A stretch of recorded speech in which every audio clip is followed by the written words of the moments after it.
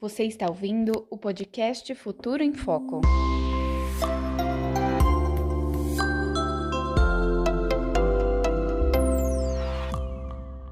Olá, bem-vindos ao primeiro episódio do Futuro em Foco, o podcast da Comissão Técnica de Estratégias e Criação de Valor Centro-Norte da ABRAP.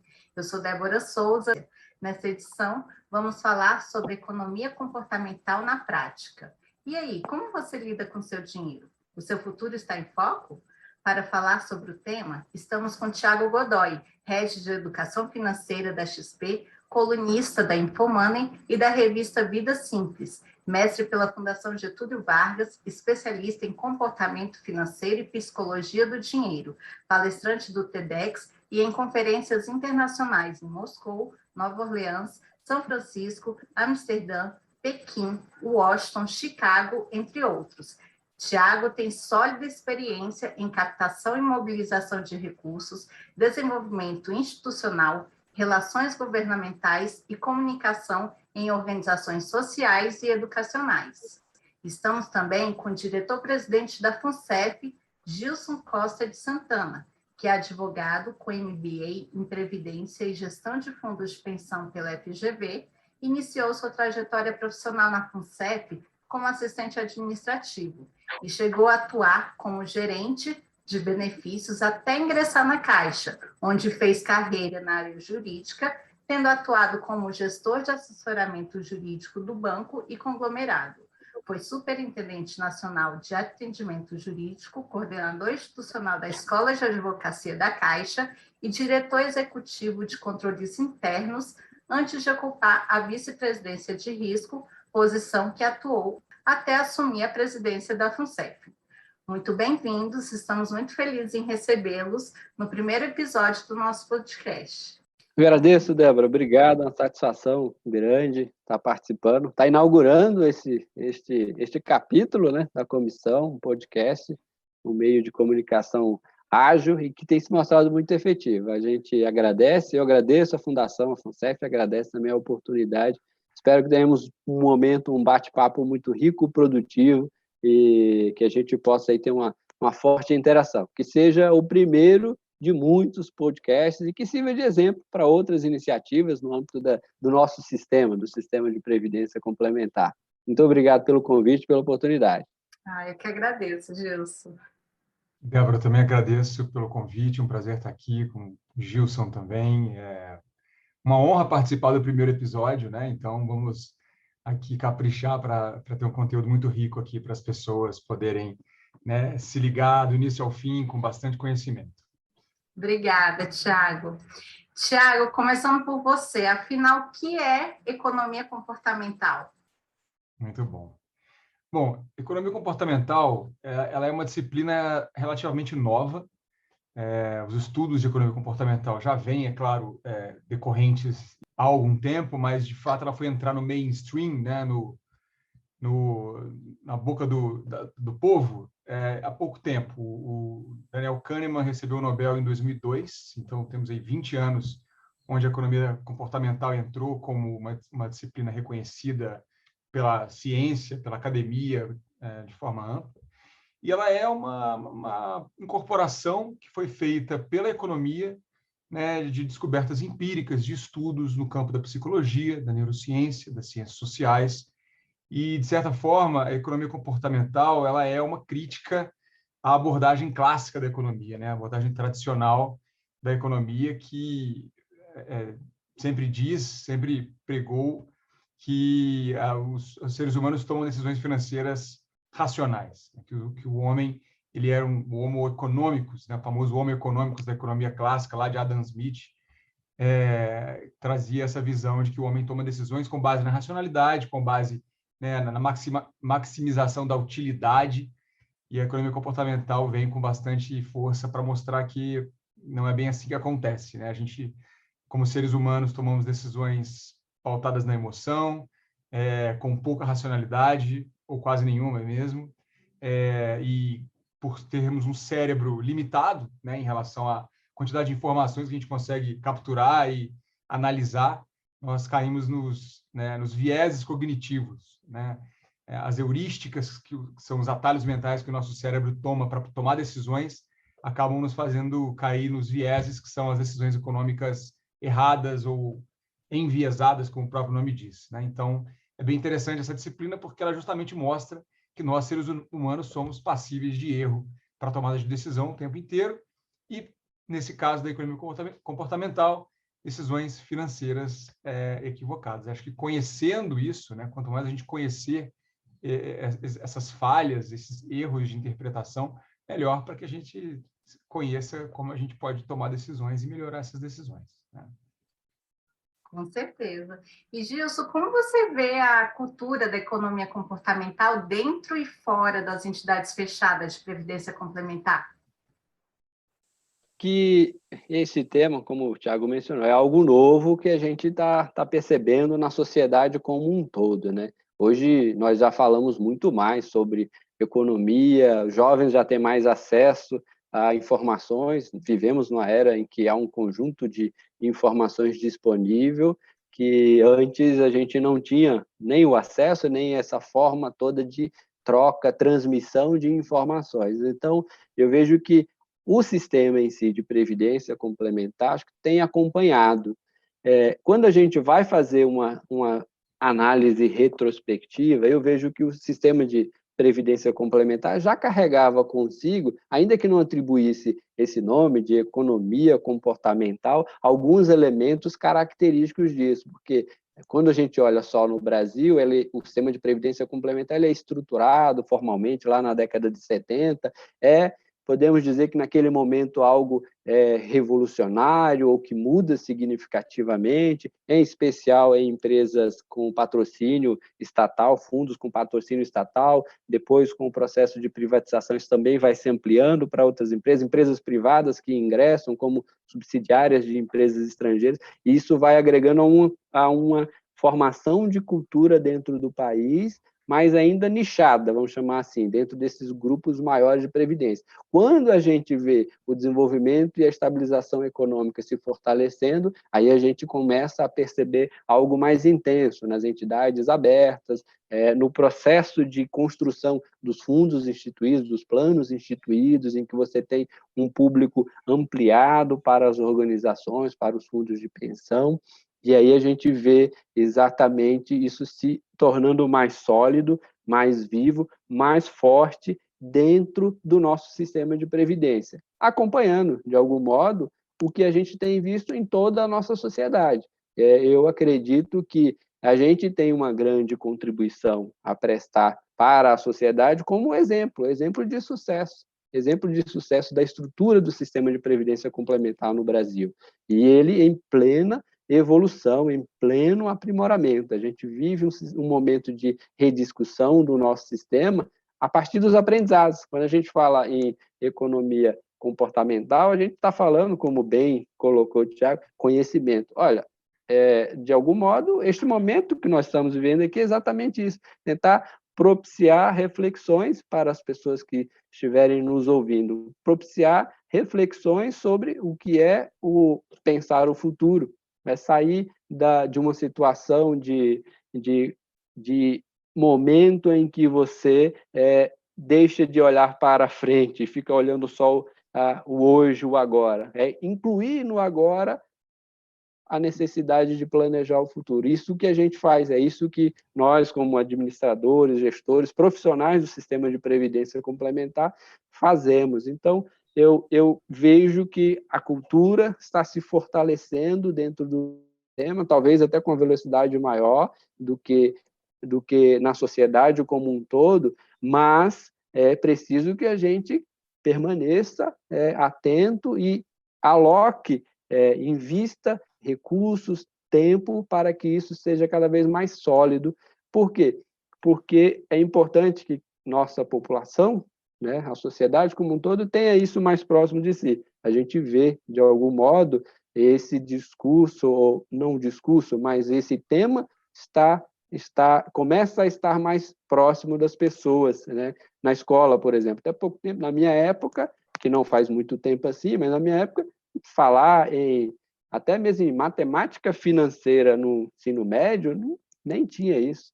as pessoas ficavam olhando e nem enxergavam o que é. Hoje não, hoje a gente consegue viver isso mais próximo. Hoje você já vê escolas colocando na sua grade curricular matérias, disciplinas que abordam esses temas, e, ao fazer isso, você vai auxiliando na construção ou na revisão desse nosso ambiente, digamos assim, voltado para o fortalecimento desse aspecto que a questão da economia comportamental busca tratar, servir de elemento para que a gente vá vivendo dias melhores, chamemos assim. Verdade, mas essa cultura ainda precisa ser muito bem explorada, né? No Brasil, por exemplo, cerca de 90% das pessoas com mais de 25 anos não poupam dinheiro pensando na aposentadoria. E esses dados, eles são do relatório global do Sistema Previdenciário de 2020 da seguradora Allianz, que avaliou a estrutura previdenciária de 70 países. Isso mostra como a questão cultural pesa quando se trata de planejamento, principalmente a longo prazo. E nas redes sociais encontramos uma publicação que perguntava: pensando em benefícios, você prefere vale refeição e vale alimentação recheado, porém sem previdência privada, ou vale refeição e vale alimentação mais modesto, porém com previdência privada? Houve bastante interação, muita gente disse que, sem dúvida, optaria pela primeira opção, vale refeição e vale alimentação recheado, porém sem previdência privada. O que vocês têm a dizer sobre isso, sobre esse comportamento imediatista da população, que é muito preocupante, né? Tem alguns estudos demonstrando a importância dessa questão aí psicológica da adesão automática, né? Alguns estudos que demonstram que, se você deixa esse tipo de decisão difícil para ser tomada pela pessoa, naquele momento de ingresso, a tendência de ele ficar quieto. Então, se você já faz a adesão automática, ele só vai sair se ele tiver algum aspecto negativo identificado naquele prazo. Esse é um ponto. Se você deixar a pessoa, às vezes faz um raciocínio imediatista, e a depender do nível salarial, isso é mais intenso, que você olha a pessoa, enxerga assim, nossa, mas eu estou reduzindo o meu líquido, eu estou tirando tanto aqui do meu salário no mês, no final do mês. Aí acha que é um gasto, né? Acha que é um gasto, acha que é algo que não tem sentido de fazer, ou então fala assim, não, mas eu ganho, a regra, pelo menos, quando, principalmente para os jovens, você está começando, você começa com salários em níveis mais baixos. À medida que você vai se aperfeiçoando, envelhecendo, se qualificando, você vai tendo suas progressões profissionais e, com isso, também remuneratórias. E as pessoas, não, quando eu estiver ganhando tanto, aí eu entro para o plano de previdência. Aí chega no tanto, ele muda o referencial. É isso. Então, se a gente não tiver essa conscientização para as pessoas, não vai adiantar. E que uma das desculpas, pelo menos que eu lembro, tem muita gente que entra, né, os concurseiros, entra na Caixa, quem é perfil concurseiro, entra, não, mas eu não quero trabalhar em banco. Então, ele entra na Caixa, é aprovado, e acaba tentando justificar assim, não, como eu vou ficar aqui pouco tempo, eu não vou aderir, não. Aí passa um ano e ele não passa em outro concurso. Ou até tem um desenvolvimento dentro da Caixa que faz com que ele se mantenha ali, porque salarialmente é melhor, consegue... Caixa é uma empresa muito grande, não é só um banco, é mais que um banco, tem um monte de outras coisas, então a pessoa acaba até conseguindo se alocar em outras coisas, e aí quando vai ver, tem um despertar que deixou passar aí 1, 2, 3 anos de de poupança previdenciária que ele não consegue recuperar voltando atrás, assim. Exatamente. E, assim, a falta de conhecimento mesmo, porque é isso que a gente já colocou aqui, que a previdência em si ainda é um assunto, assim, muito distante, né, da nossa cultura. Então, o nosso último projeto, inclusive, foi um guia de aposentadoria voltados para RH, porque nesse momento de admissão, o RH já dá esse suporte, esse apoio para tentar colocar isso, levar essa informação, assim, para ele não perder essa oportunidade, né? Porque vai deixar para depois, principalmente se for um plano patrocinado, você vai perder dinheiro, né? Lá em 77, quando a FUNCEF foi criada, tinha um exemplo clássico de uma senhora, e ela já era funcionária da Caixa lá atrás, em 77, e quando criou a FUNCEF, a Caixa era estatutária. Então, assim, quem aposentava saía recebendo o último salário pago pelo SAS, que era uma espécie de INSS voltado só para a Caixa Econômica. Então, quando criou a FUNCEF, ela falou assim, não, eu não acredito, não confio nisso, nessa coisa de FUNCEF, não, isso não vai dar certo, isso não é bom. Enfim, ela teve lá as razões dela, muito certamente baseado em características assim, de economia comportamental, que motivaram a não inscrição no plano ofertado pela FUNCEF lá atrás, 77. E ela continuou trabalhando, era uma referência até na área de habitação da Caixa aqui em Brasília, e ela continuou. Isso passou uma década e meia, e ela continuava trabalhando, sem ser vinculada à FUNCEF.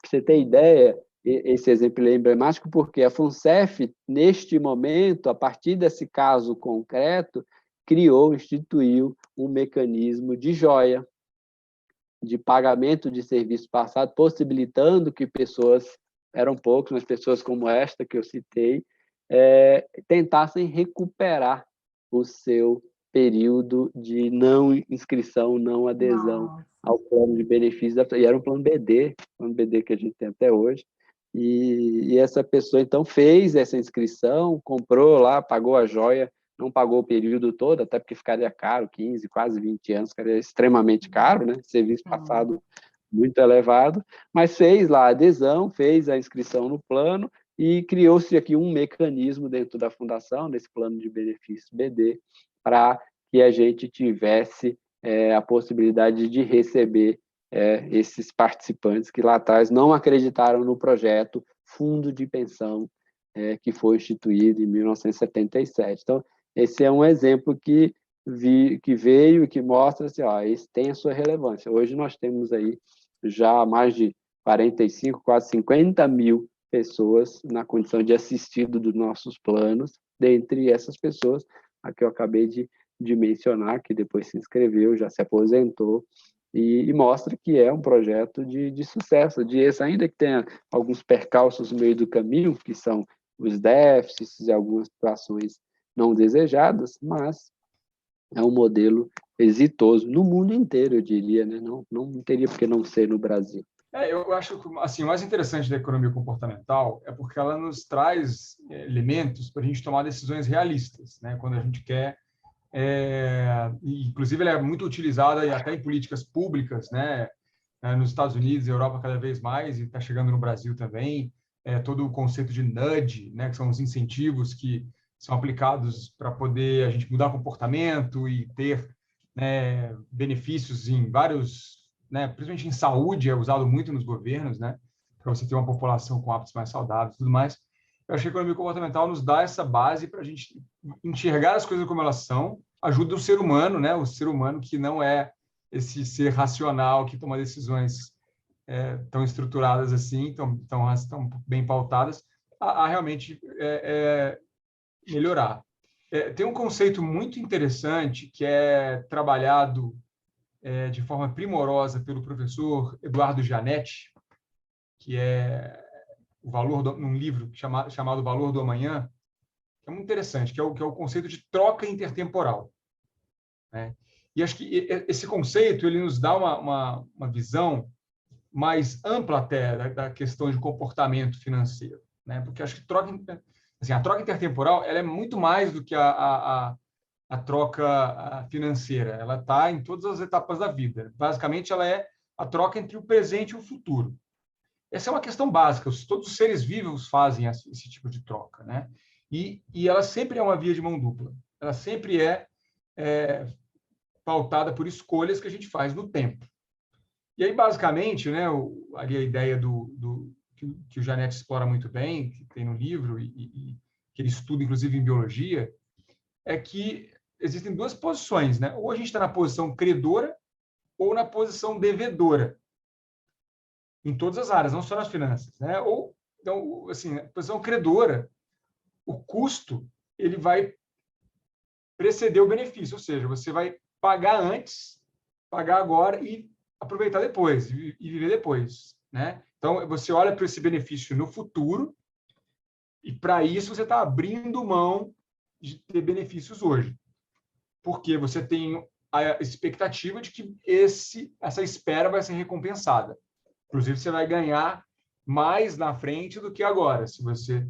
Então, é a posição credora. E a posição devedora é o contrário, né? Viver agora, pagar depois. Então, você vai aproveitar agora para depois, né, pagar o preço. Então, você vai estar antecipando algum valor no tempo para desfrutar de alguma coisa agora, para viver agora e pagar depois. E aí, você paga o preço da impaciência, né?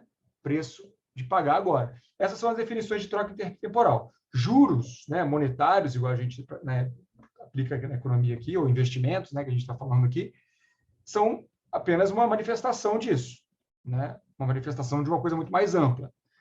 Por exemplo, quando a gente come mais do que a gente necessita caloricamente, qual que é a máquina que o nosso corpo desenvolveu aí nas últimas centenas de milhares de anos evolutivos, né? Como que a gente se preparou fisicamente para isso? Quando a gente come mais calorias do que a gente precisa para gastar, o nosso corpo faz uma poupança, não faz? A gente não gosta dessa palavra poupança, não, mas ela faz uma poupança de reserva, de gordura. Qual que é a mensagem que o cérebro entende, né? E evolutivamente a gente faz isso naturalmente? Bom, vou guardar isso daqui para um momento futuro. Nós precisamos muito no passado, lá quando estávamos, né, um período anterior a esse que a gente vive, há muitos milhares de anos atrás, a gente estava o tempo inteiro precisando usar essa reserva de gordura, porque a gente ficava sem comer, ficava sem, né, dias sem comer, sem caçar alimentos mais nutritivos, a gente ficava, às vezes, gastando muita energia, muitas vezes gastando muita energia, né, andando, éramos caçadores e coletores. Então, por que eu estou falando disso? Porque biologicamente, a gente foi preparado para isso. A gente, né, a gente enfrentava contingências muito mais fáceis, muito mais corriqueiras. O nosso corpo se adaptou a isso. Isso tem um impacto muito grande psicológico, biológico, né, neurológico, né, na biologia e, claro, na psicologia. Então, troca intertemporal é difícil. Esperar o futuro, poupar hoje para esperar o futuro, não é algo natural. Isso eu quero dizer, para que todos entendam aqui, com muita clareza. Poupar não é algo natural. Poupar não é algo simples e fácil.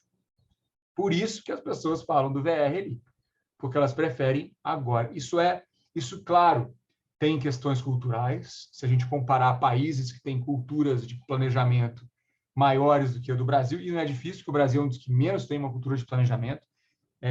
Nós temos aqui, tem também estudos que medem qual que é o horizonte de planejamento de uma população, em média. Chama orientação intertemporal.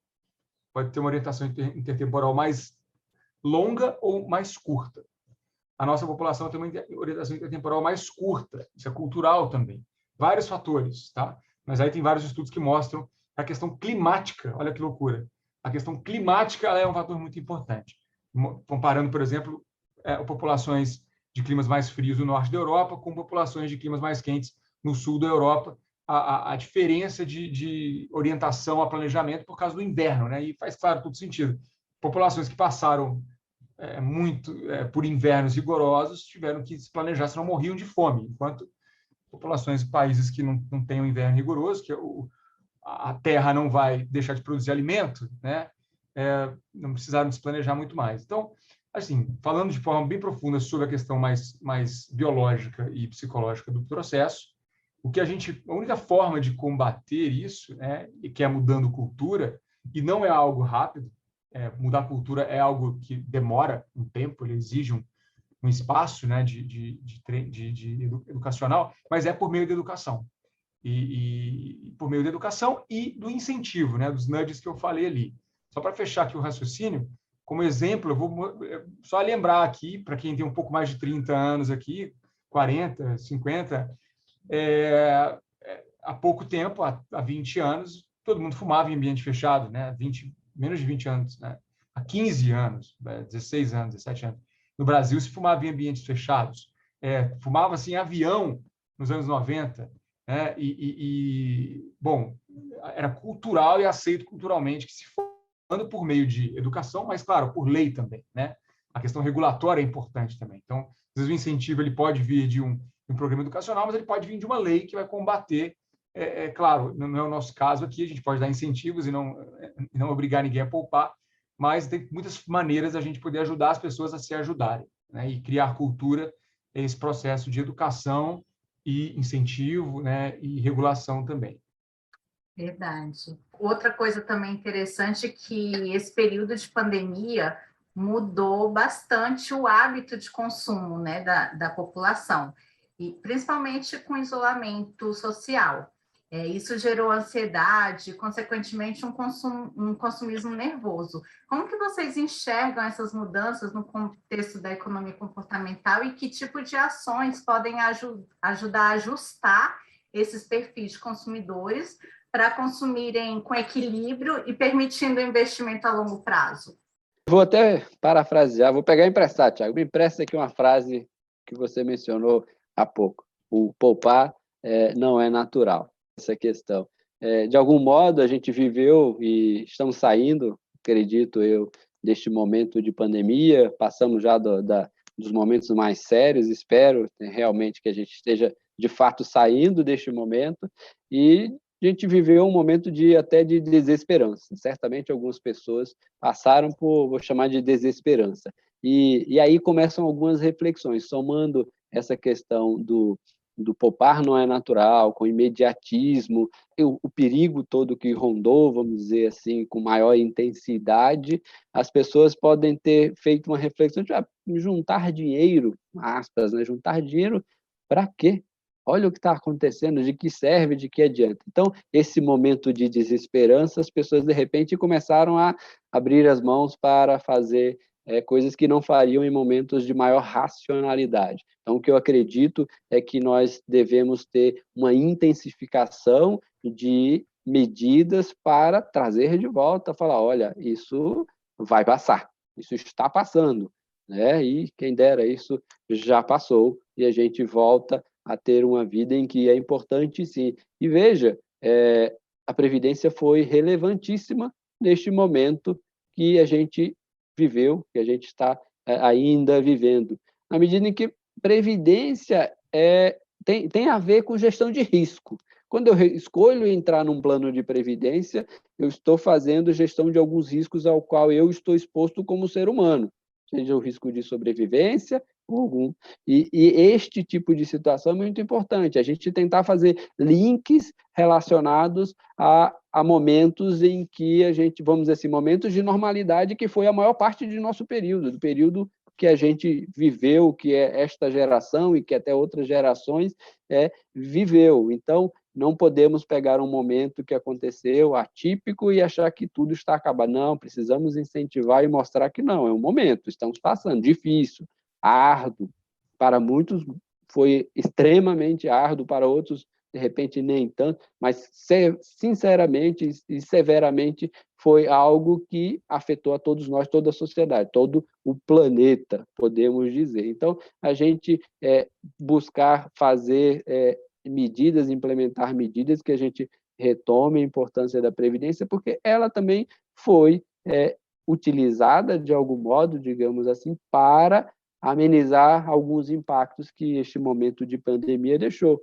Alguns deixaram benefícios para os seus dependentes em razão de uma característica relevante ou de uma iniciativa muito importante que foi a adesão a um plano de previdência lá atrás. E o lá atrás pode ser há 10, 15, 20 anos, como pode ter sido há 2 anos atrás. Né? Quando a gente fala num sentido mais amplo de previdência, um seguro que alguém tenha adotado como medida de proteção a risco seu, né, voltado de sobreviventes, vamos chamar assim, foi uma medida de caráter previdenciário, foi uma iniciativa previdente que foi adotada por uma pessoa e que trouxe resultados para essa questão material que a gente tem ainda, que as pessoas que continuam vivendo, continuam precisando de recursos materiais para a vida, para tocar as suas vidas. Então, é importante a gente fortalecer e buscar ao lado, aquela história do copo vazio, meio ou meio cheio, a gente tentar buscar ao lado o meio cheio dessa história, que é a relevância do sistema de previdência sólido, bem estruturado, né, com liquidez, ter dado conta de cobrir as consequências dessa situação toda que a gente viveu. Eu penso que esse tipo de situação aqui é importante para que a gente possa trazer de volta as pessoas a necessidade, o compromisso de pensar o futuro hoje. O futuro, como alguns já escreveram, ele ainda não existe, mas ele é construído dia após dia, ele é construído hoje. Então, essas iniciativas eu acredito que são importantes e podem auxiliar nessa forma de enfrentar essa situação que todos nós passamos em decorrência aí da pandemia.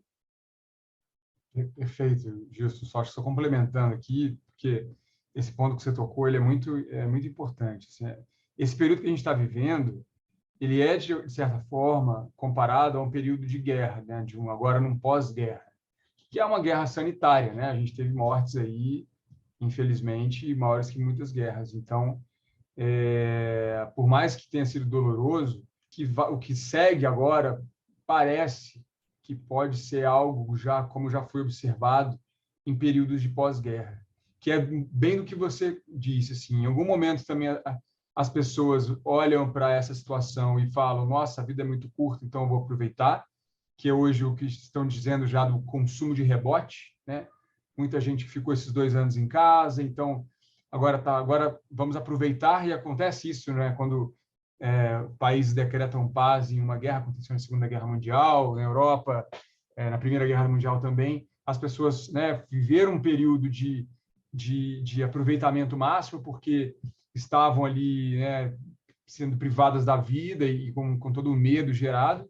Mas também, por outro lado, há um momento de olhar para a vida com essa precaução, com essa previdência, né? Como também foi na guerra. Se você pegar a sociedade alemã pós-guerra, né? Tudo que, não só a alemã, a inglesa também, a francesa também, mas principalmente a alemã, né? Porque teve um impacto até mais forte. Como a sociedade se desenvolveu ali com a questão do planejamento, com a questão, né? Passaram tanta escassez, né? Comendo batata durante tanto tempo. Então, tem todo esse crescimento que é positivo, que eu acho que é olhar o copo meio cheio, porque as pessoas também se depararam na pandemia com essa necessidade de ter uma reserva, de ter uma... porque muita gente com renda, inclusive média, alta, né? Não só as pessoas de baixa renda, que, claro, foram mais afetadas, mas pessoas de média renda e de alta renda que não tinham o hábito de poupar, de investir, de ter uma previdência, de ter, né, uma segurança financeira, e se depararam com ou demissão no trabalho, ou profissionais autônomos, que eu tive contato com inúmeros profissionais autônomos que tinham uma renda alta, mas precisam 100% do seu trabalho ali, porque se não trabalhar não ganha, tiveram que vender o carro lá, tiveram que fazer algumas adaptações, e bateu um desespero durante algum tempo, porque muita gente ficou muitos e muitos meses sem poder ter renda nenhuma. Então, acho que tem esse susto, claro, para quem, né, ficou vivo, né? Infelizmente, tanta gente se foi aí, mas para quem está aqui agora nessa nova fase, que acho um pouco de um pós-guerra mesmo, olhar para a vida com essa coisa de, sim, temos que aproveitar a vida, mas também precisamos muito de se preparar, porque imprevistos acontecem, o futuro chega, a gente vai ficar mais velho, vai precisar de ter uma segurança financeira, sim, porque né, isso faz parte. Então, eu vejo muito bons olhos, por mais que tudo tenha acontecido de forma tão trágica, a gente tem hoje uma oportunidade para poder falar mais desse assunto, promover esse debate mais, as pessoas entendem. Eu que trabalho com educação financeira o tempo inteiro, o dia inteiro, né, eu vejo quantas pessoas até que me acionam, seja via internet, redes sociais, etc., têm hoje mais interesse e ouvem com mais atenção essa história de você tem que cuidar das suas finanças, tem que se preparar, tem que entender um pouco sobre finanças para poder se planejar e tal. Então, eu já tenho percebido isso, sabe? De que as pessoas estão com mais interesse do que eram há 4 anos, 5 anos, há 10 anos. Então, quando eu comecei a trabalhar com esse assunto, isso mudou muito. Então, acho que vai mudar ainda mais, felizmente, para o bom sentido. Verdade. A nossa comissão, a Comissão Técnica de Estratégia e Criação de Valor do Centro-Norte da ABRAP, é composta por 16 entidades fechadas de previdência complementar, e os integrantes fizeram um levantamento de questões relacionadas à economia comportamental, que são abordadas com frequência na rotina das fundações. Trouxemos 2 pontos para debatermos aqui, e sobre esse último ponto que o Thiago colocou, da transformação na Viva Previdência, observa-se que realmente as pessoas estão cada vez mais conscientes em relação à importância da Previdência, mas muitas ainda tratam o plano previdenciário, principalmente os planos instituídos, como uma reserva de emergência, ao invés de investimento de longo prazo. Como que vocês avaliam isso? Mais uma vez, a gente consegue, voltando, né, a questão das conexões com o que a gente falou um pouco do imediatismo. Acho que o grande desafio é a gente tentar demonstrar que, como se fosse criar barreiras, não barreiras por norma e tudo, muito mais barreiras em termos culturais para que não se acesse esse valor. Tente encontrar outros mecanismos, que seja esta reserva previdenciária, que ela seja realmente a última das últimas possíveis para você buscar quando tiver uma necessidade, que seja realmente uma emergência severa para você poder se socorrer deste valor. Como que a gente fez? Aqui dentro da FUNCEF tem um exemplo bem interessante. A gente tem um quadro de funcionários, portanto, dedicados à administração dos planos de benefícios da FUNCEF. Se espera de pessoas que administram planos de previdência que tenham um nível um pouquinho mais elevado do que a sociedade em geral, vamos dizer assim, em termos previdenciários, né? Eles administram planos de previdência. E quando a gente fez um levantamento preliminar, tinha um universo de pessoas significativo em termos proporcionais, com o mínimo, com a sua contribuição para o plano de previdência patrocinado, né, no mínimo. E aí foi feita a abordagem com as pessoas para mostrar para as pessoas a importância do plano de previdência. E como que a gente fez isso? Foi basicamente assim, quais são os seus planos para aposentadoria? Aí você ouve, vou ter isso, eu vou comprar aquilo, eu vou adquirir isso, eu farei tal coisa, eu terei tal coisa. E aí a gente mostra a realidade para a pessoa. Mas olha quanto você está reservando por mês para custear esses teus planos. Você acha que você vai conseguir custear esses teus planos? Então, a gente buscou trazer para as pessoas essas preocupações, assim, o tempo ele vai passar. Não mexe agora com esse recurso, deixa esse recurso aqui para você. Não estamos deixando para o terceiro, está deixando para você mesmo. Busca outros mecanismos, deixa isso aqui. E aí, quando a gente fala de deixa isso aqui, tem algumas etapas ainda anteriores, né? Tipo assim, não põe a mão ainda, não faz um saque, um resgate. Se está apertada a situação realmente, só para de contribuir por um tempo e busca outro, depois você volta, mas não tira o que está aqui, porque o que tira não volta. Então, é mais nessa linha de que a gente tentar quebrar essa questão do imediatismo. E aí, de novo, Thiago, me permita, eu gostei muito da tua frase. Poupar não é natural. E como não é natural, a gente precisa usar o cérebro, a inteligência, o racional para quebrar essa questão do natural. Se não é natural, a gente precisa usar elementos cognitivos, culturais, para que isso fique o mais próximo possível da naturalidade. E aí a gente tem que usar a nossa inteligência, nosso conhecimento para fazer essas interações e buscar alcançar esse objetivo. Sem contar, só um parêntese, sobre essa questão do pós-laboral também, que as pessoas não pensam nos custos, né, da terceira idade. Então, voltando lá naquele post do Twitter, que todo mundo queria um vale-refeição alto, não vai ter lá na aposentadoria, né? Então, se não tiver a Previdência, não vai ter mais o VR, não vai ter mais o VA e também não vai ter dinheiro para plano de saúde, para custo de medicamentos. Então, isso tudo acaba prejudicando a longo prazo, né? Esse exemplo aqui da FUNCEF, que eu citei há pouco, e, mais uma vez, um plano patrocinado, né, que é diferente até de um plano instituído, que você está ali quase que sozinho fazendo o seu esforço de poupança.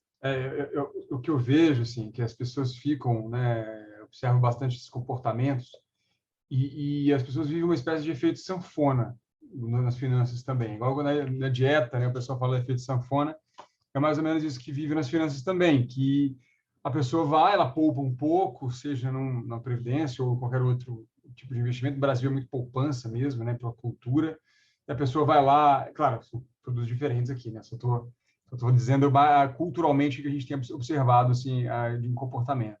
A pessoa faz uma reserva, ela pode até entrar em coisas um pouco mais estruturadas, mas ela vai usar aquilo ali na primeira oportunidade que ela tiver, né? Ou no primeiro desafio que ela tiver. E esse efeito sanfona é muito grave, porque a pessoa ela tem um surplus ali, né? Ela tem vai subindo, mas quando ela tem qualquer coisa, ela retira, é uma sensação de derrota muito grande. Então a pessoa acaba, né, como na dieta também, né? Se sente incapaz, se sente ali que aquilo não vai funcionar para ela, ela acaba desistindo, que ela não incorpora aquilo como algo que é importante para a vida dela. E aí eu queria chegar nesse ponto, porque eu acho que essa é onde está a chave, assim, o que está uma boa parte dessa chave. Porque se a pessoa entende que aquilo ali não é difícil, é complexo, não é para ela, é como ela entrar numa loja mais cara que ela não se sente, né, que ela acha que ela não tem dinheiro para aquilo, então ela se sente deslocada daquilo. E o que eu acho que muda isso, realmente pode dar algum ganho para a pessoa, é ela entender essa coisa que a gente está falando aqui já, né, do planejamento financeiro, que é objetivos. Quando a gente olha para objetivos, e objetivos específicos, com prazo, com tempo, coloca esses objetivos no tempo, a visão que é construída é muito diferente. Porque ali não é um dinheiro simplesmente que está ali na Previdência. Não é. É quando eu tiver tal idade, o que eu vou querer fazer? Como o Gilson falou aqui, né? O que a Débora também falou. Como é que vai ser a minha vida quando eu estiver com tal idade? O que eu vou estar fazendo? O que eu quero estar fazendo? Quanto que eu vou precisar de dinheiro para fazer o que eu quero estar fazendo? E entender que esse dinheiro ele já tem dono, ele já é o seu eu daqui a 20, 30, 40 anos. Ele já tem dono esse dinheiro, não é o dinheiro que vai aparecer porque teve uma promoção numa viagem que você quis fazer. Isso não é para esse dinheiro. É claro, de novo, a gente vive um país de renda média baixa, mas como eu tive a oportunidade de ver pessoas de renda baixa que têm investimentos para o curto, para o médio e para o longo prazo, eu sei que isso não é demagogia, isso é realidade. É com uma baixa renda chegarem em diversificação, em fazer várias coisas, mas é possível. Agora, quem tá olhando para a sua vida financeira nessa forma de sanfona, que é a maioria das pessoas, não consegue entender, porque você não está olhando para a sua vida lá daqui a 30 anos, você não está olhando para o que você quer construir daqui a 10, daqui a 5 e nem daqui a 1 ano. Eu falo muito isso porque eu tenho uma filha de 8 meses, vai fazer 9 meses agora. Eu faço nas minhas palestras, eu tenho falado muito isso, né? Eu penso hoje, daqui a 18 anos, que é quando a minha filha entrar na faculdade, espero, né? Até 17, não sei. Eu penso, mas por quê? Que bobagem, né?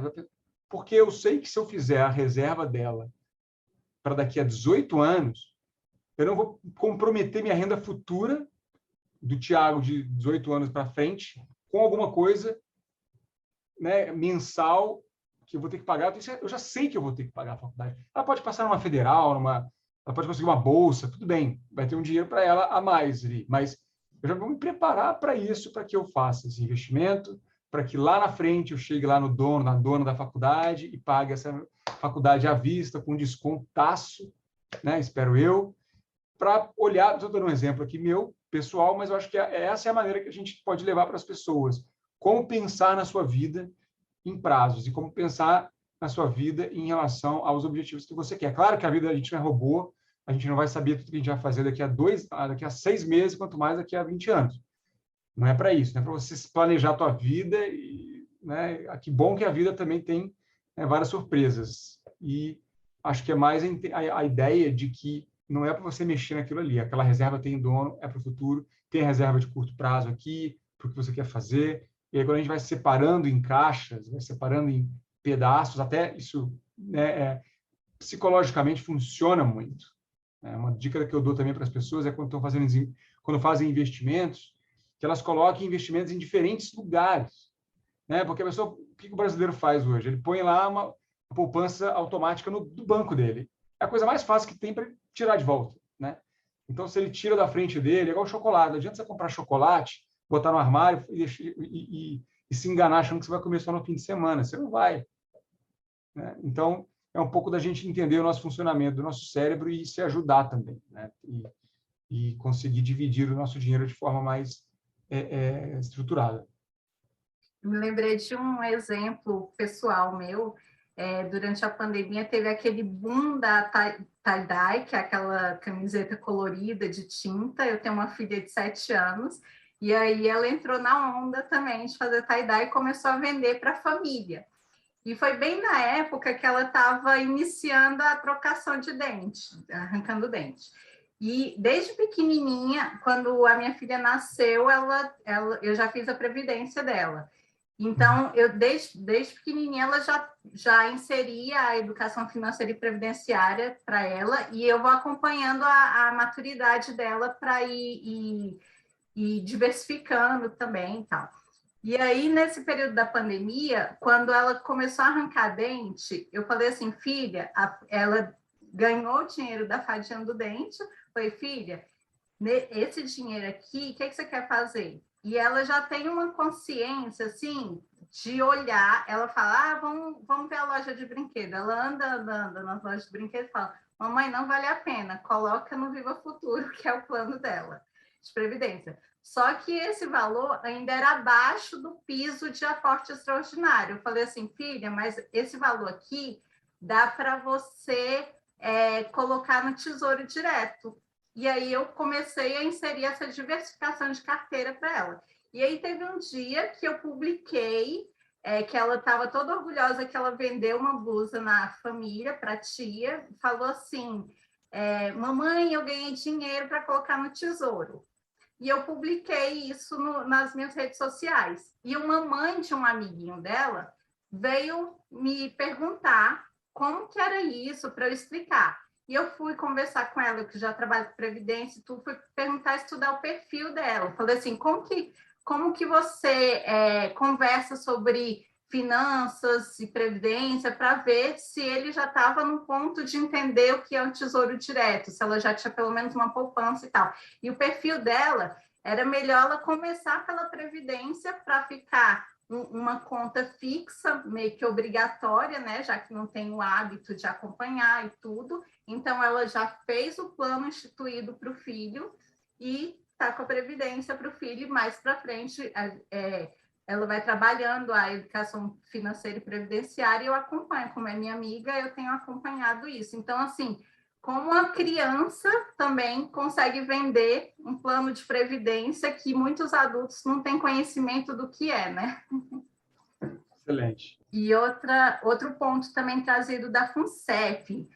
Sabemos que a educação previdenciária não faz parte da cultura brasileira, como a gente colocou aqui, e a FUNCEF identifica que quanto mais jovem é o participante, menor a visão de previdência.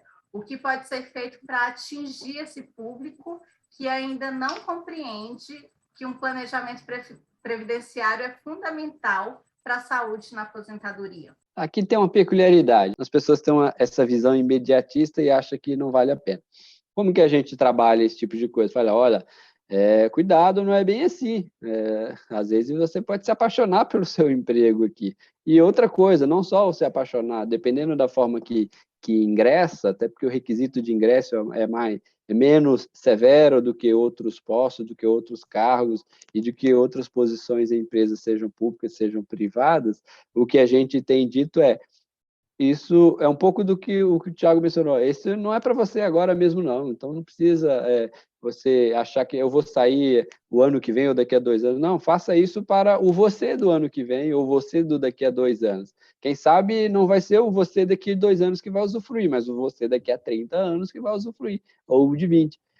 E não necessariamente aqui, porque ainda que esse seu projeto no patrocinador não esteja voltado para um médio, longo prazo, hoje nós temos mecanismos dentro do sistema que vai te permitir levar para outro fundo, um fundo aberto. Você pode adquirir um PGBL, um VGBL, ou pode se mudar de empresa, ter outro plano patrocinado, você leva esse recurso, ele é seu, que você reservou hoje para o você do futuro, né? Como o Thiago mencionou agora há pouco. E aí, eu acredito que um elemento demonstrativo muito forte para esse tipo de abordagem tem sido a força do exemplo. Quando a gente consegue capturar alguns exemplos positivos, né, a gente consegue gerar um maior convencimento para as pessoas, para que essa visão previdenciária se fortaleça. Então, a gente traz exemplos de...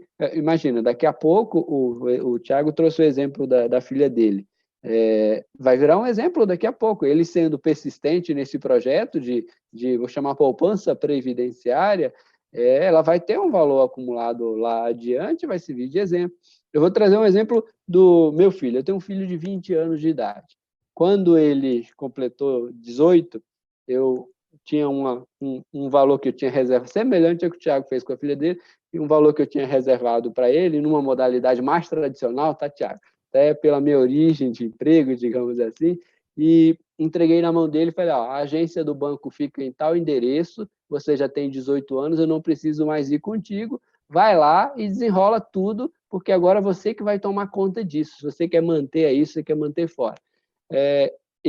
O meu filho não era muito dado à leitura. 2 meses depois, eu comecei a ver ele lendo alguns clássicos, como O Pai Rico, começou a ler alguns outros livros, como Quem Mexeu no Meu Queijo. Ele começou a pesquisar vídeos no YouTube, começou a ver palestras, começou a ver algumas coisas. Hoje, depois eu vi já com o Investidor Inteligente, que é mais robusto, que já tem mais informações, e hoje eu chego no ponto de ele me criticar pela escolha que eu fiz lá atrás. Você deveria ter feito uma alocação em tal coisa, porque teria mais do valor que a gente colocou. Então, eu penso missão que... cumprida, hein, Gilson? Missão cumprida. Se ele está te criticando, é porque a missão está cumprida. Exato, Thiago. E é isso que eu vejo, assim, eu olho para ele e falo assim, que bom, é isso mesmo que eu queria, agora está contigo, e o meu desafio é que eu tenho uma menina também, que tem 12 anos, que ela consiga identificar, mas essa questão do participante, né, do jovem participante não ter essa visão previdenciária, é porque é mais forte ainda no jovem o imediatismo, né? E ainda olha achando, não, mas eu vou viver muito tempo, depois eu me preocupo com isso, e vai deixando o depois, e o que a gente tem que mostrar é que esse depois não é o depois, é agora mesmo, a hora é agora de a gente fazer acontecer este depois. Então, trabalhar com isso, trabalhar com essas iniciativas, acho que é muito importante para que a gente possa fazer com que seja parte da cultura, de cada um dos nossos participantes ou potenciais participantes. Não, excelente história, hein? Gostei muito. Falou tudo, né? O jovem é realmente o mais difícil, né? Como o Gilson falou aqui, a gente tem o jovem. E hoje em dia, então, né, pelo menos comparado quando eu tinha, sei lá, 16, 17, 18 anos, a gente queria, sei lá, queria ter uma banda, queria viajar o mundo, acho que eram essas ambições, assim, né? Agora os meninos querem ter uma startup unicórnio, né? Já quer ter $1 bilhão, assim, uma soma que nem dá para calcular direito, né? E é bem diferente mesmo, eles querem ser CEO aos 25 anos, ter unicórnio, que é muito diferente, muito, muito veloz, né, gente? Assim, a internet realmente mudou muita coisa. Hoje a gente tem acesso imediato a conhecimento, a pessoas, a coisas, né?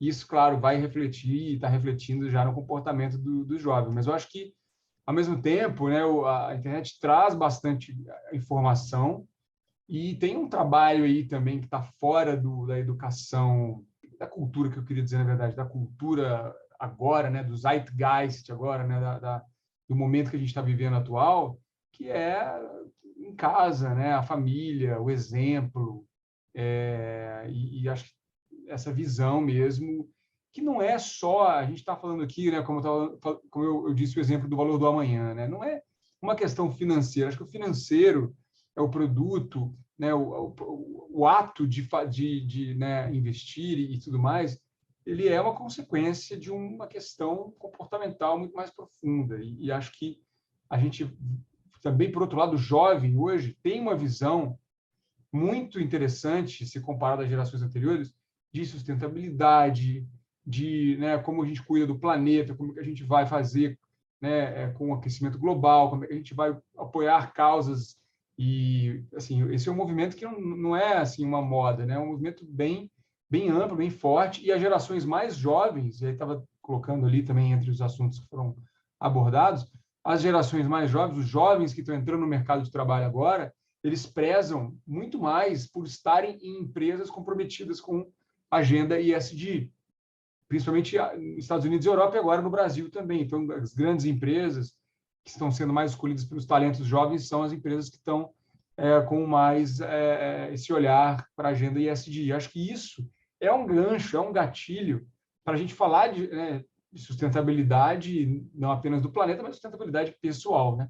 Aquela história, vamos arrumar o nosso quarto primeiro antes de mudar o mundo. Então, acho que é uma coisa que a gente pode trazer para o jovem como um link importante, porque cuidar das suas finanças, cuidar do seu dinheiro, cuidar do seu futuro financeiro é um ato de autocuidado, é um ato de sustentabilidade, é um ato de você também né, conseguir promover uma agenda positiva para a sua vida e para todo mundo que está perto de você. Acho que tem muito espaço para a gente levar isso. E no gatilho que o jovem, que a forma de falar tem que mudar, porque a gente está mudando, né? Então a gente tem que trazer na rede social, trazer outros meios também, porque a gente vai chegar onde o público está, né? Também.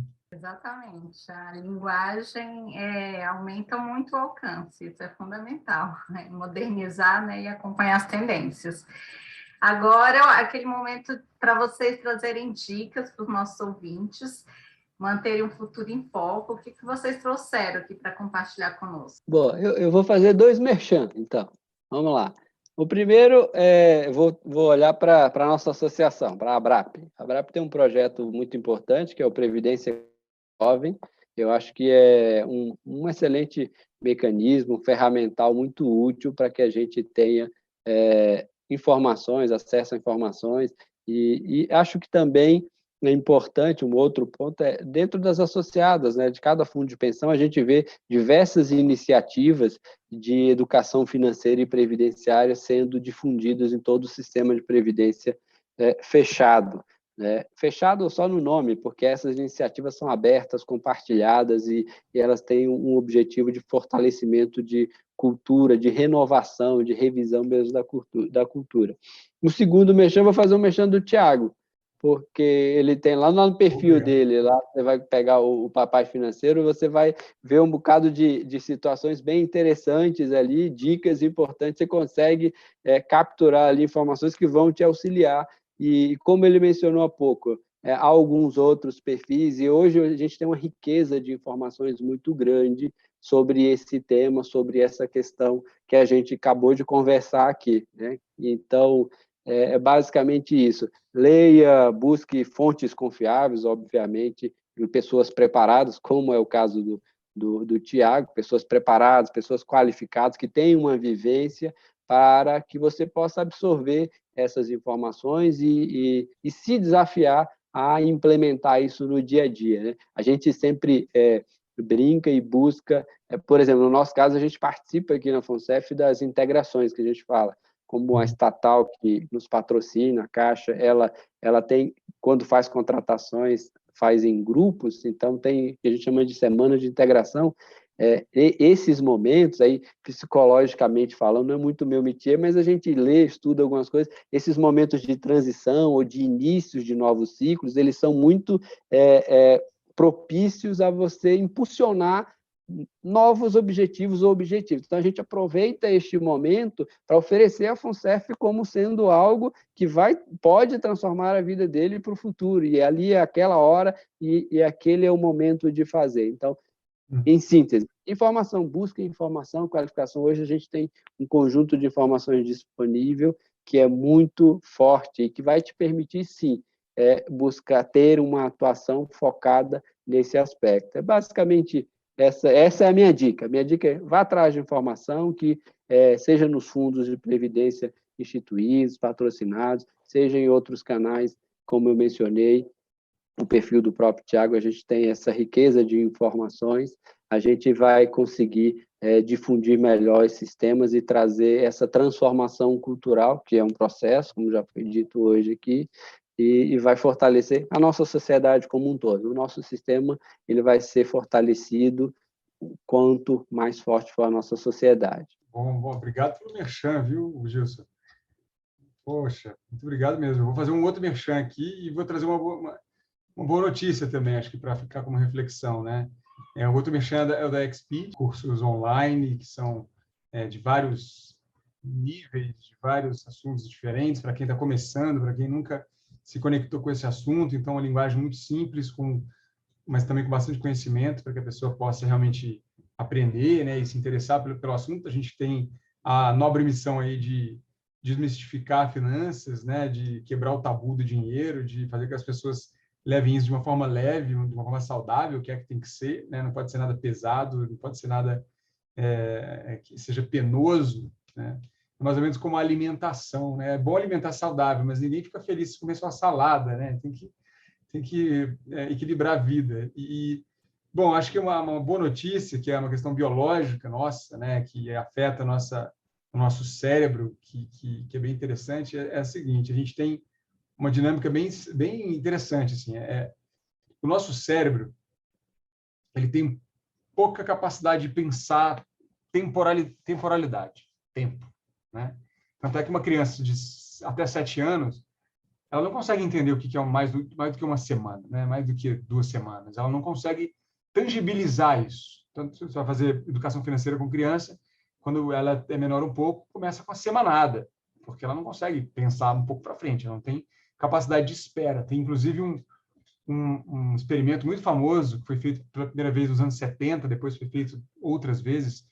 Começou com Walter Mischel, que é um grande cientista comportamental, cientista social, e chamado teste do marshmallow, que ele mostra como crianças de 5 a 6 anos não têm pouquíssima orientação de tempo. Coloca, basicamente, resumindo aqui a pesquisa, né? Coloca uma criança numa sala, sentada numa cadeira com a mesa na frente, tem uma câmera atrás do espelho filmando, né? Chega um adulto lá na sala, deixa um doce, né? Um docinho ali, um marshmallow, no caso, por isso chama teste do marshmallow, para a criança num pratinho, dizendo assim: olha, se você esperar por 10 minutos, eu vou voltar com outro marshmallow. Se esperar por 10 minutos sem comer o marshmallow, eu volto aqui com outro marshmallow e você vai ter 2 marshmallows em vez de um marshmallow, né? E é muito engraçado, porque você vê a criança ali olhando para os lados, querendo comer o marshmallow, uma come um pedacinho, devolve, a outra vai lá e come, não quer nem saber. Resultado que pouquíssimas crianças nesse primeiro experimento tiveram a paciência de esperar os 10 minutos e ganharam 2 marshmallows. O mais brilhante desse estudo do Walter Mischel é que depois de 20, 25, 30 anos, nos anos seguintes, né, ele fez um estudo longitudinal, então ele acompanhou essas crianças até virarem adultos, até irem para o mercado de trabalho, até se casarem, até terem filhos. E o mais impressionante do estudo é que as crianças que, em média, né, gente, é assim, uma média, claro que não é determinismo, assim, quem comeu marshmallow virou bandido, não é isso. Mas a média, as crianças que conseguiram esperar e receber o marshmallow, por terem uma orientação intertemporal maior, conseguiram ter no trabalho, em relacionamentos. Então, ele prova que a capacidade... E é treinável isso, tá, gente? É claro que a criança, ali, ela tem uma questão ali comportamental, mas isso é treinável. Isso mostra que essa orientação intertemporal, ela pode ser muito benéfica para a nossa vida como um todo. Traz resultados para diversas áreas da nossa vida. E aí, qual é a questão aqui? Voltando lá no assunto da orientação do nosso cérebro. nós temos pouca capacidade de pensar no longo prazo. Por isso que é tão difícil poupar, por isso é tão difícil a gente ficar pensando no benefício futuro e se sacrificar hoje. Nosso cérebro não entende dimensão temporal. E a gente faz duas coisas. A gente superestima a nossa capacidade de realizar coisas no curto prazo, ou seja, a gente acha que vai fazer muita coisa em pouco tempo. É aquela famosa história, final do ano, lá você escreve a sua lista de desejos para o ano seguinte, você escreve 50 coisas que você vai fazer esse ano que vem. Vou emagrecer, vou aprender francês, vou começar a fazer atividade física todo dia, vou poupar dinheiro, vou investir, vou entrar na Previdência, finalmente. Você faz 50 coisas, chega no final do ano, você conseguiu resolver 2 ou 3, você se sente completamente incompetente. Não é que você é incompetente, é que você superestimou a sua capacidade de realização no curto prazo, porque você não consegue dimensionar tempo. Nós, seres humanos, não conseguimos. E qual que é a boa notícia em relação a isso, o efeito rebote? É que nós também, por não entender o tempo, temos pouca capacidade de enxergar a longo prazo, e aí o que a gente faz? A gente subestima a capacidade de realização no longo prazo. A gente não consegue entender quanto que a nossa vida pode mudar em 3, 4, 5, 10 anos.